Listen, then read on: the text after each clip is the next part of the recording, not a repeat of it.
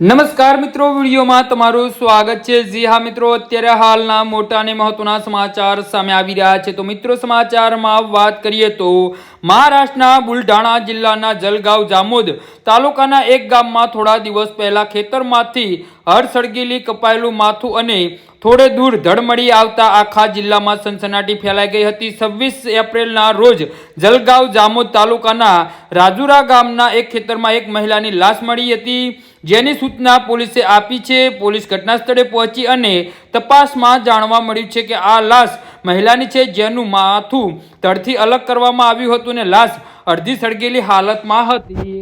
જી હા મિત્રો, ઘટનાની ગંભીરતા જોતા જિલ્લાના એસીપી નિલેશ તાંબે પણ ઘટના સ્થળે પહોંચ્યા હતા અને પોતાની ટીમને જરૂરી નિર્દેશ આપ્યા હતા। પોલીસે પંચનામું કરી તપાસ શરૂ કરી દીધી હતી।